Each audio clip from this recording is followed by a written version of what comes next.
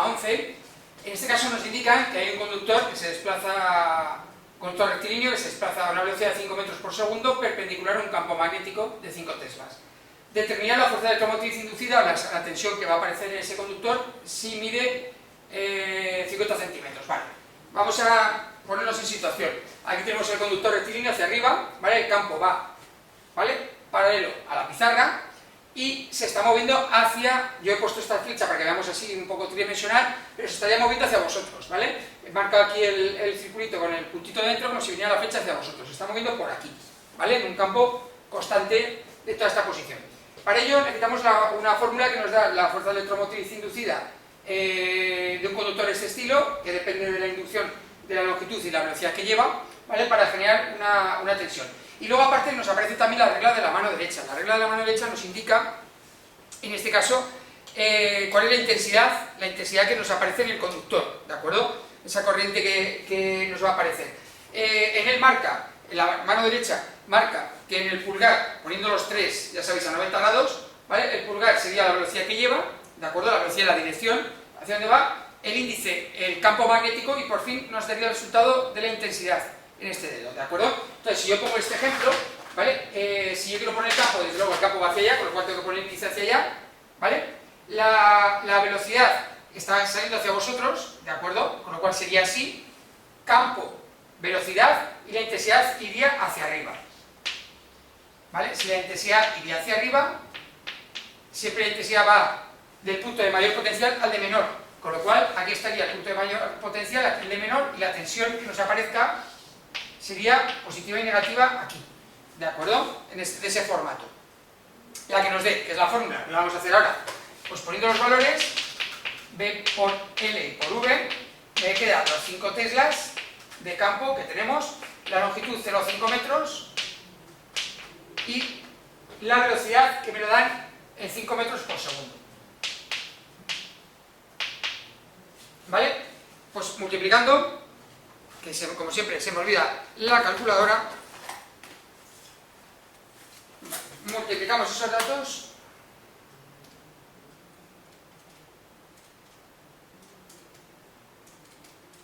me da 12,5 voltios, ¿vale? Y esos serían los 12,5 voltios que aparecen aquí entre los extremos del conductor, que ocasiona que circule una corriente eléctrica, ¿de acuerdo?, que dependerá de la resistencia o los elementos que estén conectados a través de él, con el punto positivo aquí abajo y el punto negativo aquí arriba, ¿vale?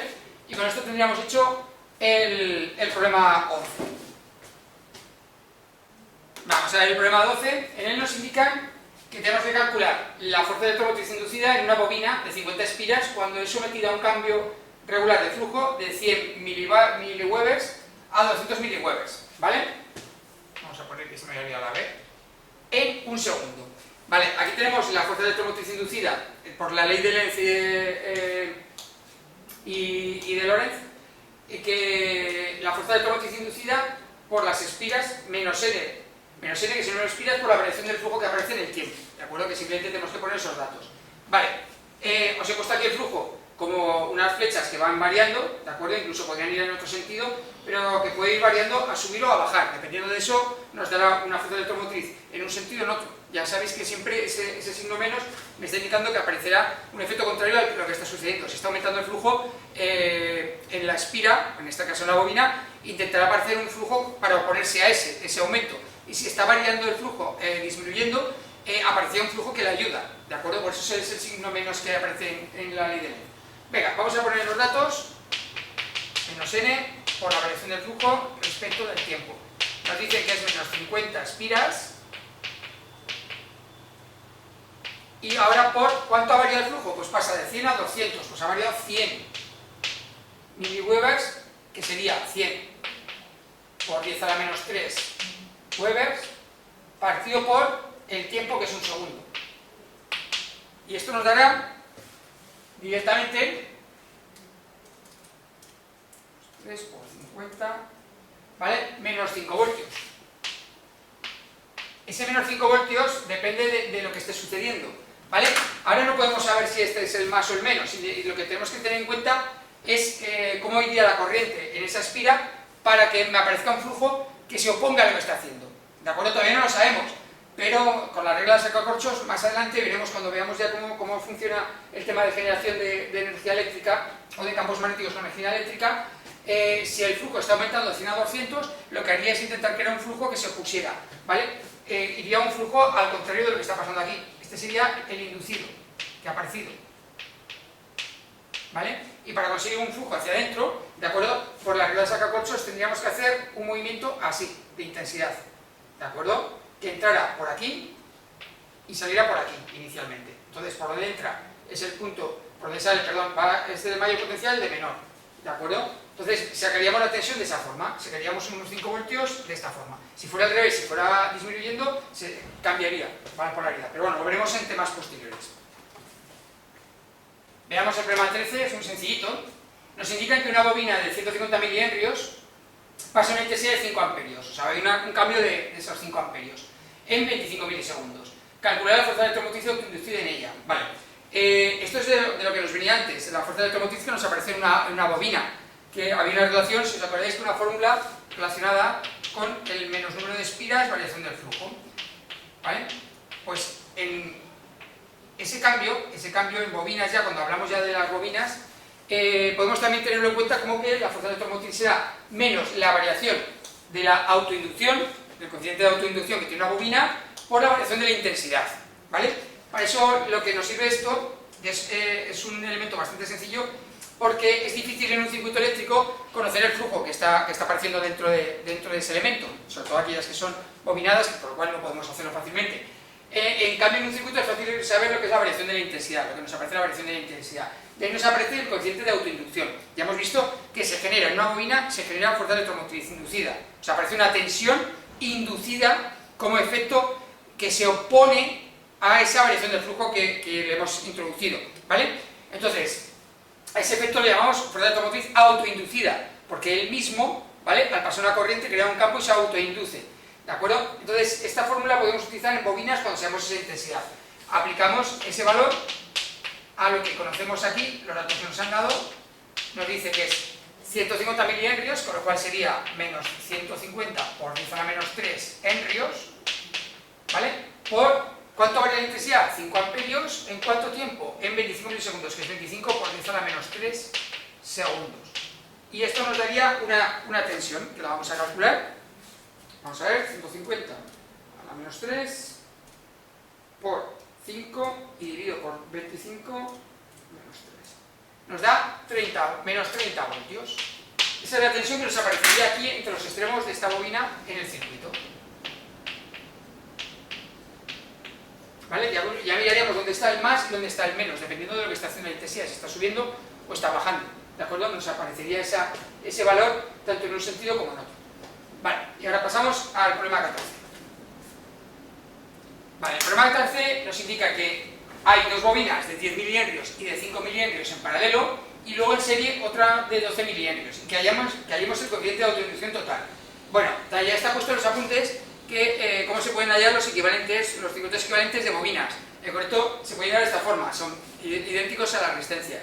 El coeficiente de autoinducción de una bobina en serie será sumando los coeficientes de autoinducción, y de dos en paralelo será sumando sus inversas, tal como hacemos en las resistencias, ¿vale?